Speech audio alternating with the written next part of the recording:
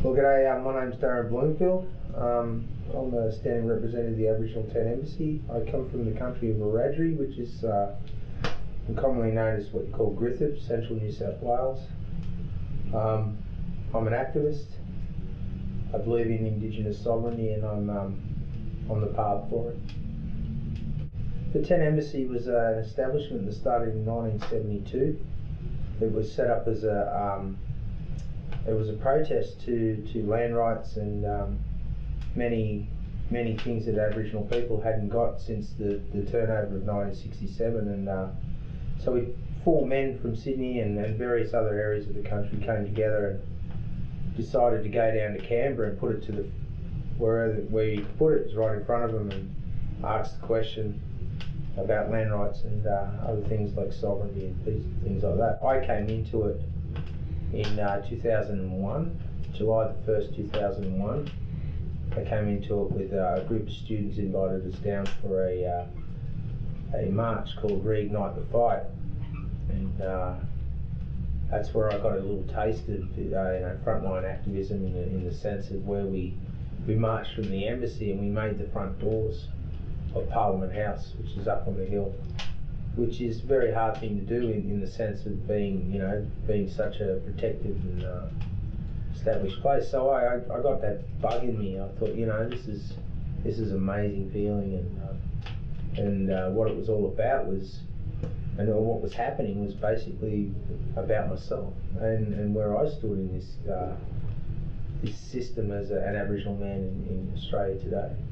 I decided I'd found my niche, where I've been wandering around, because I had been wandering around for many years, wondering what, how, when, many questions, because I come from a different part of Australia. I come from the stolen generation, and getting your connection back through finding your people is a little bit more difficult, but at the embassy it's more like you find your family there, and in a sense that it's more than just your biological family, it's about the family you have nationwide. And so the embassy has its place, and it has for the last 40 years, which is again testimony to Indigenous people and the struggle that we're still there after 40 years and living in a society of modern ways and smarter generated people. It's a little hard to believe that we still are there, but as it is, the Indigenous plight and problem in this country is a real one. We're still under the banner of colonialism. I don't believe terra nullius has really been abolished or dead and gone. I think we're still living in it.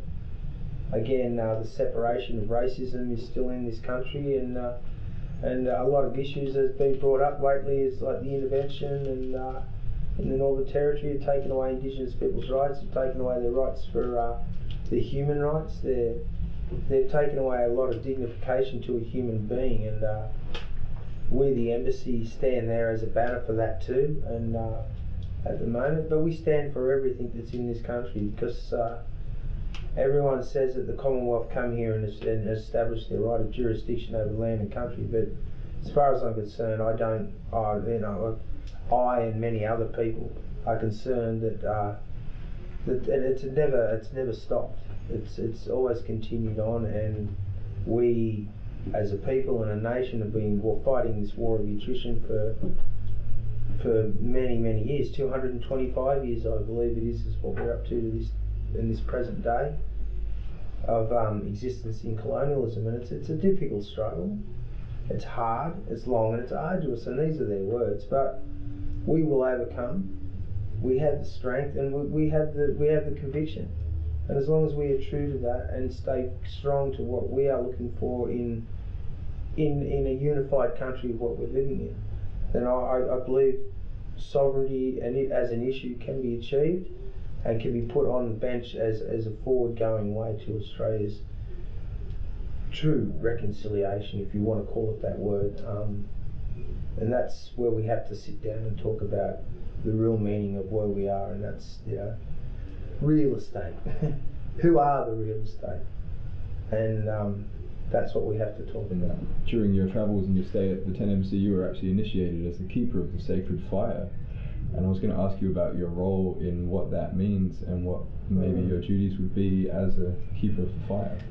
Yeah, sure. As you said, I was initiated. I went through a ceremonial thing with an old man, and old Kevin Buzzacott. He was my old man, my teacher, my mentor. Anyway, he was the one that actually originally lit the fire from in Arabana country, and where we were at, which was at Aubrey Creek, and they started the fire there and continued to walk it from there all the way to Sydney, non-stop. The fire never went out. Anyway, I wasn't sure of that story at the time, but when I got to the fire, I got told the truth about it, and had started there and walked to Sydney for the Olympics. So you might remember that. Well, they took it out to Kurnell, and because that was the first landing place of Captain Cook. He came in, put his foot down down at Kurnell, and they call it Botany Bay or whatever they call it.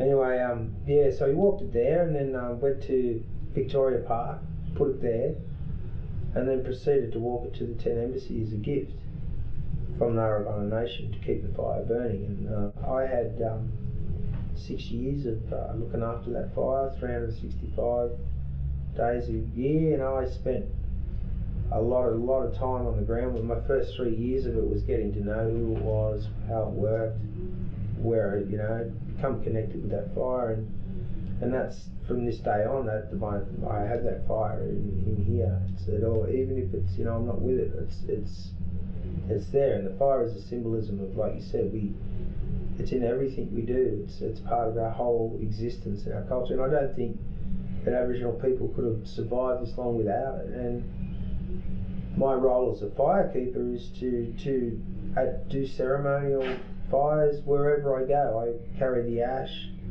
and where needed be ceremony, if the people ask, I add that to the fire and open up the ceremony for them to do whatever they wish to, or ask guidance from through the spirit world, which is what that fire's about. It's about guidance. So it's funny how it is that the two main sources of elements that actually belong to each other are fire and water.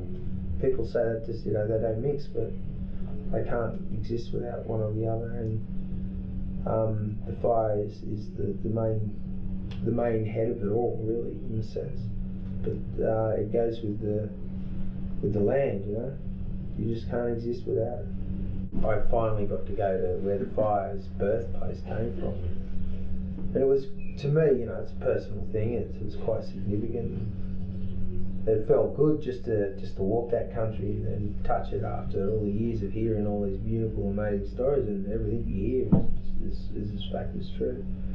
It's a beautiful country. People say there's nothing there, it's all barren. But you got to stop and look around. There's more than just barrenness. It's beauty. It's creation. It's something. I felt good. I felt really good. It was good to be there after all these years, and to actually sit on the ground with the old boy and hear story, proper story. That was great.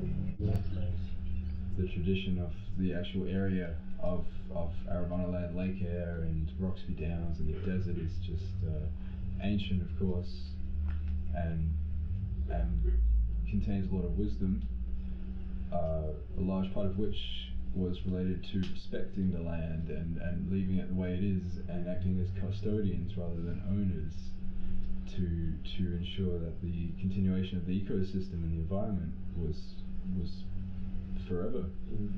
In sync. In sync. And which is a large part of the plight of what activists are trying to achieve, and the Indigenous nation, and indeed a lot of people of every description around the world. In a way, the new wave of consciousness that's sweeping the awakened people in society who are waking up to issues such as mining and issues such as sustainability in the future of the planet Earth, that social consciousness has actually drawn a lot of roots and inspiration and flame from Indigenous and Aboriginal cultures. And the way I see things going forward is for a blending of the two consciousness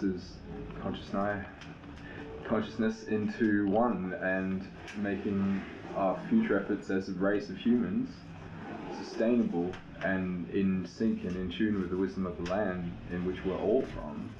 Some of us remember better than others, and to continue progressing as well, of course, in the way that we do, technology-wise and innovation-wise. But I think that it's really important that we listen to the indigenous wisdom of the land, and that indigenous wisdom is kept alive by the indigenous cultures, as many parts of it have been lost or systematically destroyed by various forces. So you would have a lot of experience with the actual front line of the culture, keeping the culture alive, and hopefully you have some stories to tell about some good ways in which that's actually happening in Australia today. Oh yeah. Especially through arts, but I guess through The Lizard's Revenge was a pretty good example of where people are at, and perhaps we achieved something, and we certainly were there to spread a message to the world. For you, what would you say what was The Lizard's Revenge? Lizard's Revenge was, well, it was, I don't know if you saw the slogan, but it said the lizard is awakened. See, that is what we were talking about, is that what they're digging up there is part of a dreaming. It's part of the lizard dreaming. It's the land, it's the proper land, that's its dreaming, and they're cutting into the heart of it. Now, Lizard's Revenge is basically that it was a movement by, like you said, the people from all ways, from all over this country, that the consciousness that the Aboriginal people's culture and their land and their lives finally have to be stood up for, because like it's happened too long. It's the Aboriginal people are now just starting to wake up that they have a voice. Their voice is a real voice, and every voice is a story that has to be spoken.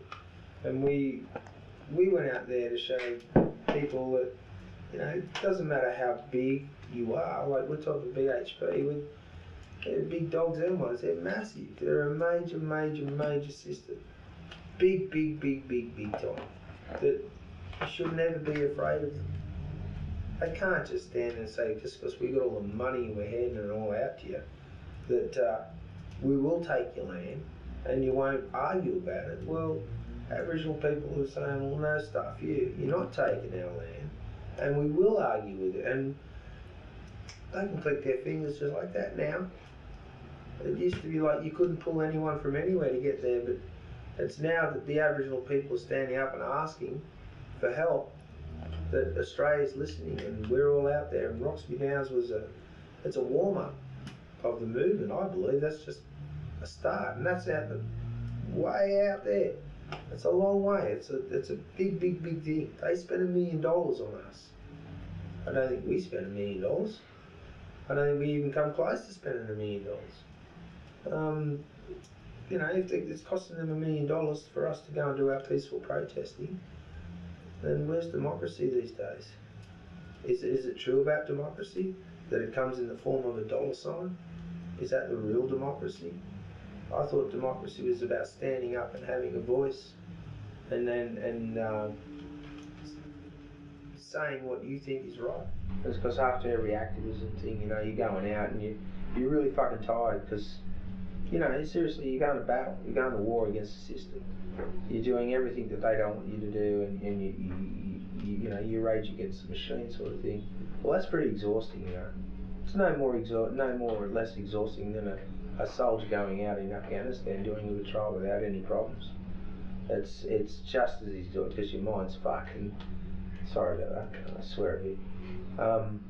It really is tired, because you're working under many different levels, and then all of a sudden you're going to this thing called burnout. You're not quite sure what it is. It's just a bit of a party out in the bush, going up to Kev's house. But I get out there and my God, it was spectacular. It was the Earth Dream mob, is what I call it. I heard a little bit about it. I heard about this Earth Dream thing, about how the Mayan calendar thing was stopping over. But I tell you what, that was that was amazing. And then to be on Arabana country to do it, and another thing which is even better. But to meet all these amazing people. Like you said, we're all on different levels and we're coming from all different places, and we all share the one thing, which is the commonness to man and survival, and being in tune with what's going on, and being less ignorance and more awareness, in a sense.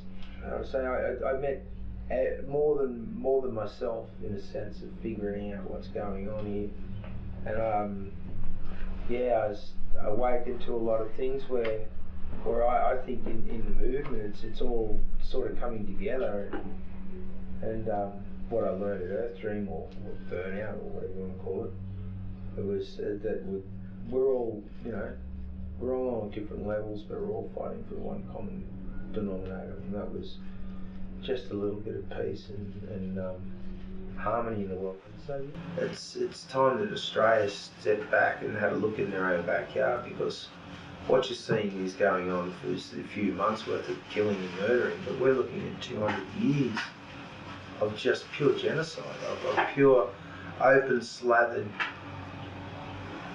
how would I put it? It's mayhem on indigenous races of the world today, but especially in this country, because we have all sorts of problems. We were born very, very lucky people in a very, very lucky country, and it was unfortunate that we didn't see this coming. We didn't know that the things that our great Creator put on our earth for us to admire and to be amongst was going to be the noose in the knot, in the rope, that was going to be our biggest dilemma. Man got greedy. White man got greedy, to be honest with you. I don't think black man ever got greedy. I think black men knew how to do it properly, because that's how long we've been here. We've been here long before it. I'd like to say, just quickly, as a quick saying, is that, like, you can put two white people together, you can't make a black baby. But you can put two black people together and you can make a white baby. So now let's talk about where creation actually really started. If we're talking in the sense of colour. We created these people and they forgot all about us. Maybe we created a really, really smart person, but they forgot where they came from, and that was grassroots too. But as you said, as I was saying before, a lot of people are fully aware and they're going back to that. They're finding their own tribal roots. They're going back to where it really all began, and that's from sharing, caring, and understanding. And that's not only amongst human beings, but that's living in the environment and the earth that we live on. Same thing. Mm-hmm. I see a new generation of people carrying on the flame, which seems to be good. Of course, the flame's been handed on, and it's been handed over to many, many places. It's burning everywhere, and Australia is becoming more aware that this is where we're all going to come to it at the end. We'll all be lighting fires. This will be at the end of the day. We've ripped and raped and pillaged, and go and pull that money out of your pocket and eat it. See what it tastes like. It tastes like shit. You can't eat money. At the end of the day, we'll all be just relying on each other. And you'll have bundles of it. It'll be only good to chuck in there, because that's all it's going to do, is keep the fire burning. That's all. But yeah, social conscience is what we're looking for. But in the plight of where we are as Aboriginal people, it's more of it's a social conscious thing that's going on. It's not going on at the moment, because we are still living under a draconian system that just doesn't really care, and it's all about go, go, go.